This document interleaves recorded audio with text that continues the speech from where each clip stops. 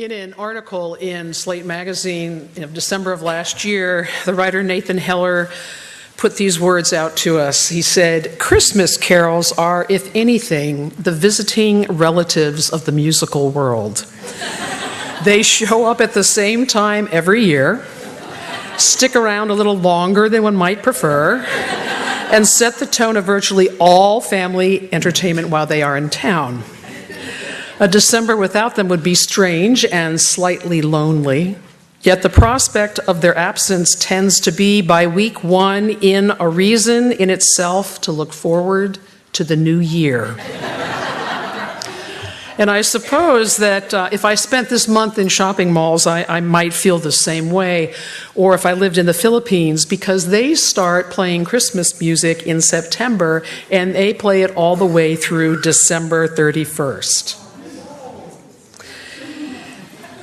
But I miss singing the Christmas carols. And again, it's not because of the religious content, but because so many of them hint at a certain raucousness.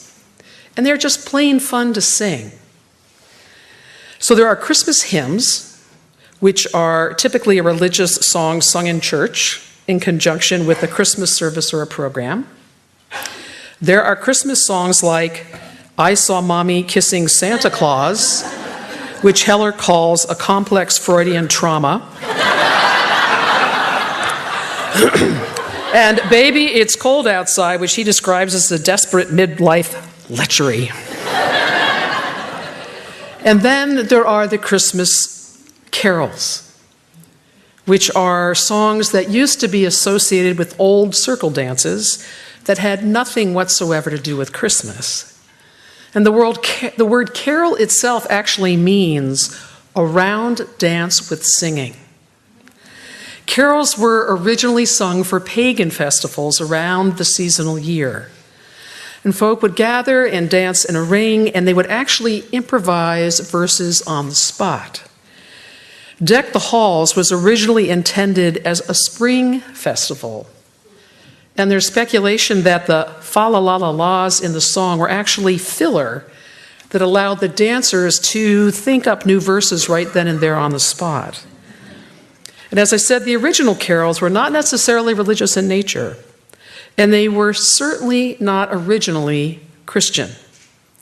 Now, however, the only ones that survive are the ones that are related to Christmas. And the word Christmas itself means the Mass of Christ. And it was established in the 4th century, specifically to disconnect the holidays, that particular holiday and all of its customs, from its pagan origins. Those pagan origins were the celebration of sun god Attis, the Persian sun god Mithras, the Roman festival of Saturnalia, which is a festival dedicated to Saturn, the god of peace and plenty. It's a festival that ran from December 17th through the 25th. And the Yule festival that celebrated Odin, who is both the god of death and the god of intoxicating drink and ecstasy. One 4th century theologian put it this way: "We hold this day holy, not like the pagans because of the birth of the sun, but because of him who made it." So the ancient pagan carols seem to fall into 3 general categories for the winter holidays. There wasn't just one carol called the Holly and the Ivy. There were Holly and the Ivy carols, and they were traditional for the decoration of homes and a reminder that life continues even when much of nature seems to have died. There are lots of those songs beyond the one that we sang today, or we're going to sing. And the interesting thing is that the Holly and the Ivy is supposedly a courtship song, that the holly represents the men and the ivy the women. And depending on the carol, there were contests between the two. Sometimes the men won, sometimes the women won, sometimes they both won. Another fact from the Holly and the Ivy: we sing "The Running of the Deer," which is reference to a custom of going hunting on the day following the winter solstice. And by Victorian times, that particular tradition had morphed into shooting birds. all kinds of birds, including songbirds, which were brought home and baked into meat pies. Nowadays, folks go on bird counts on Christmas Day instead of bird hunts. There are the Boar's Head carols, based on a tradition of the custom of hunting and eating wild boar at the winter solstice. And finally, there are the wassail or wassail songs, which I'm going to get to in a bit. And all of these carols are interspersed with other music that folks shared as they sat around fires or tried to keep warm in the wintertime, drinking and eating. As I said earlier, that in the 4th century, the church decided it had to do something to take back those pagan festivals. So it said, okay, December 25th is from now on going to be the official birth of Jesus Christ. It also, at that time, decided to try and create a canon of songs that were acceptable to be sung, because they didn't find the common folks' carols to be acceptable. And folks had just taken those old pagan songs and inserted Christian words into them. The church didn't approve, and so it composed songs that were totally antithetical to the whole spirit of carols and circle dancing. And the songs were sung in Latin, which the people didn't understand. I mean, Gregorian chant's great, but it's not a dancing song. It's not celebratory. And so eventually the people who were the ones who had been singing those carols stopped singing them, and they lost interest in Christmas. There are those who say that it was Unitarians that saved Christmas, which is a bit of a stretch.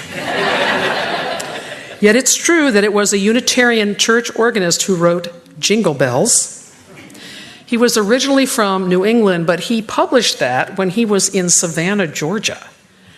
And he published it as One Horse Open Sleigh. And that church in Savannah, it's still known as the Jingle Bell Church, which just doesn't seem to work given that it rarely snows in Savannah. And as Carrie told us earlier, it was 39-year-old Edward Sears who penned the words, "It came upon a midnight clear." He did so 10 years before the Civil War, when slavery was at its worst, when there was desperation in the people that he worked with. He was deeply troubled by the poverty that he saw in his community, and he felt the burden as their minister to find a way to bring them a message of hope. And so he penned this, "It came upon a midnight clear." He was also a writer and an editor. So he published it in a publication called the Christian Register. And a year later, a composer and music critic in New York found that poem, and he set it to the music, and he published it originally as "While Shepherds Watched Their Flocks by Night." It would be sung by American troops all throughout France during World War I.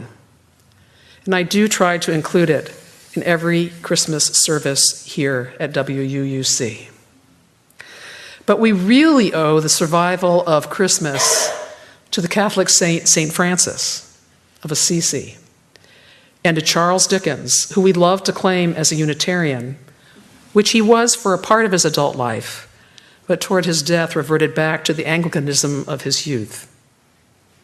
At any rate, in 1223, St. Francis started to make the birth of Jesus into a real live event with real live animals and songs and carols that were written not in the Latin but in the vernacular, and the people loved it. And the songs that were sung were taken and they were spread all over Europe by traveling musicians, and they were added to and they were edited and they shifted in tone and meaning based on where they were sung. And as is noted in the Oxford Dictionary of Carols, carols were a national creation, the layperson's contribution to religion. Most of the carols that we know and that we sing were written between 1400 and 1647. Now, why was that the cutoff date? Well, Oliver Cromwell came into power, and so did Puritanism. And it swept across Europe, and it spilled over into the early settlers in America. And so in 1647, the celebration of Christmas and caroling was abolished in England. That didn't last long, but it did happen. And a tract written at that time by a Hezekiah Woodward dismissed Christianity entirely. He wrote of that day, "The old heathens' feasting day, in honor to Saturn, their idol god, the papist massing day, the profane man's ranting day, the superstition man's idle day, the multitude's idle day, Satan's working day, the true Christian man's fasting day." He went on to say, "We are persuaded. No one thing more hindereth the gospel work all the year long than doth the observation of the idle day, once in a year, having so many days of cursed observation with it." And in the Massachusetts Bay Colony, anyone found to observe Christmas, which was defined as, quote, "consumed in compotations," which means drinking together, in interludes. They used to have, interludes weren't the time when you got to go up and move and stretch your legs and buy cocktails. They were actually little, short, comical plays in between the main play that was happening, in playing at cards, in reveling, in excess of wine, in mad mirth was to be found. Now, mad mirth sounds really intriguing to me. And so what happened was, as so often does when something is outlawed, is that the songs, the carols, went underground. And they weren't sung in churches anymore, but they were sung in people's homes. And they were sung on the streets. It would take Christmas almost 200 years to recover. Enter Charles Dickens. And in 1843, and his A Christmas Carol, which was in many ways a morality play, exposing the plight of the impoverished, combined with Queen Victoria's new German husband, Prince Albert, who sought to, quote, "import continental-style Christmas." A Christmas Carol set off a longing for a sentimentalized version of Christmas celebrations. The exchange of gifts, which was an old pagan tradition, was reintroduced. There was a resurgence of Christmas music, particularly carols. Good King Wenceslas, God Rest Ye Merry Gentlemen. Have you ever heard the Unitarian takeoff on that? It's actually pretty harsh. The First Noel. All of these were popularized during the Victorian era. And in 1880, that first service of the Lessons and Carols, which is very famous in England, which may be familiar to some of you because of the BBC radio, was performed in Cornwall, England. And that ceremony of Lessons and Carols has been broadcast on the BBC every year without exception, except once. It started in 1928. The only time it didn't broadcast was 1930. You can still hear it today. And basically, it's a set form of 9 biblical stories that tell the Christmas story, interspersed with carols. And it always sounds so nice because it's done in that high English accent. It gives it such a beautiful sound. But I want to return to the category of those wassailing carols for a moment. And depending on who you ask, the wassail is either a greeting which means be in good health or simply ale. And wassailing is the very old custom of going on good luck visits, where people traveled from house to house, singing songs, and offering to share the contents of their wassail bowls with each other.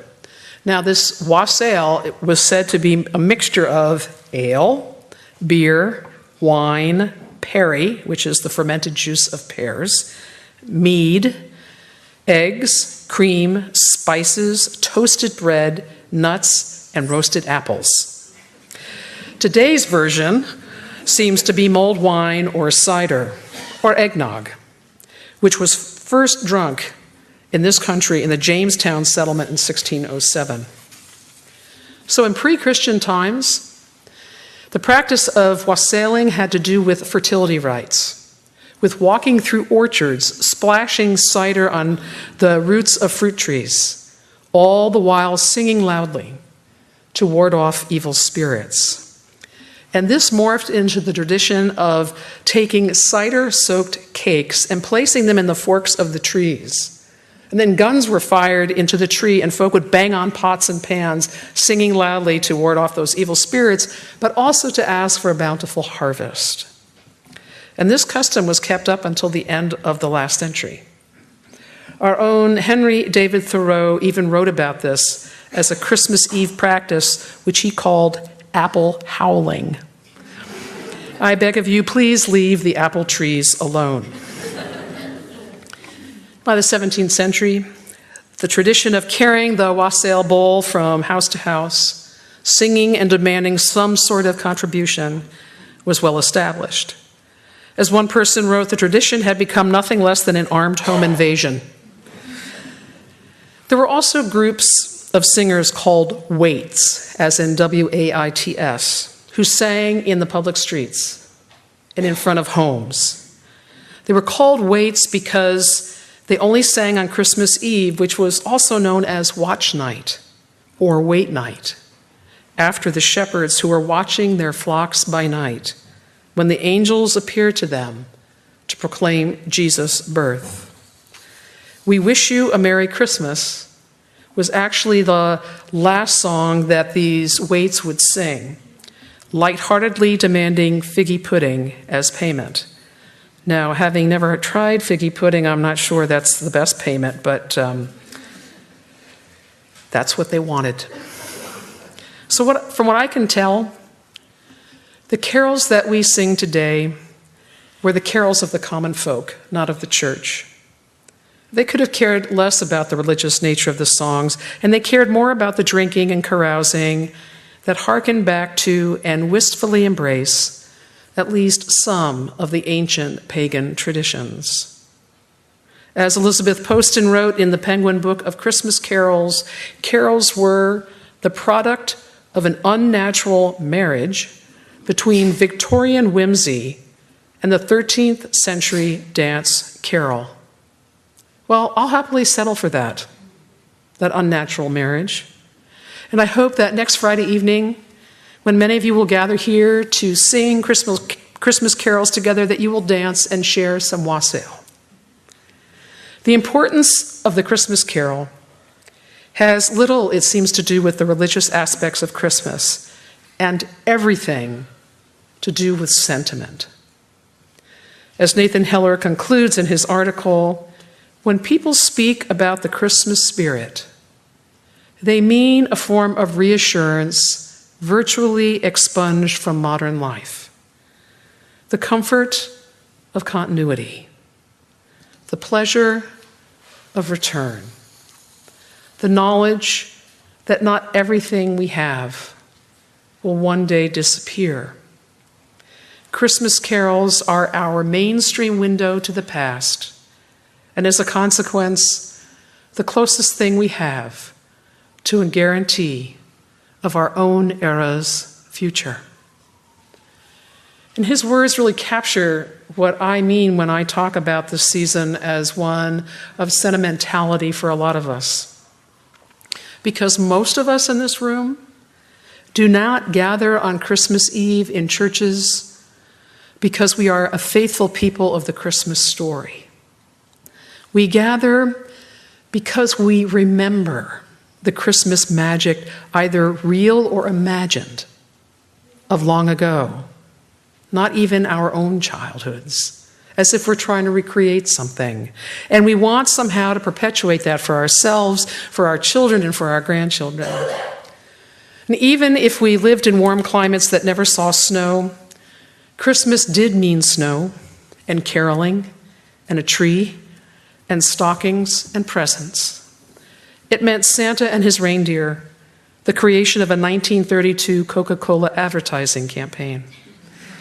It meant Rudolph, the ostracized reindeer, who was created by an advertising copywriter to lure people into Montgomery Ward. It meant going to church as one of the 2 times of the year, the other being Easter. Again, not necessarily because one is a believer, but because that is what one did. And because it is human to long for something that is pure, magical, captivating, idealized, even if it was never realized. So, my friends, let us deck this hall and this building with boughs of holly and cedar and Leland cypress. Thank you, Liz. Let us decorate our poor tree. Thank you, Chuck. Let us sing carols and hymns and songs about the season. Let us eat, drink, and be merry. Let us enter into the winter holiday stories of solstice, Hanukkah, and in Christmas in whatever way works for you. Let us each regain a child's sense of wonder and awe and expectancy at this time of year. Let each of us wish upon and follow a star. Let us dare to hope in the season of light and love and merriment, festivity, eating, drinking, gift-giving, and yes, caroling.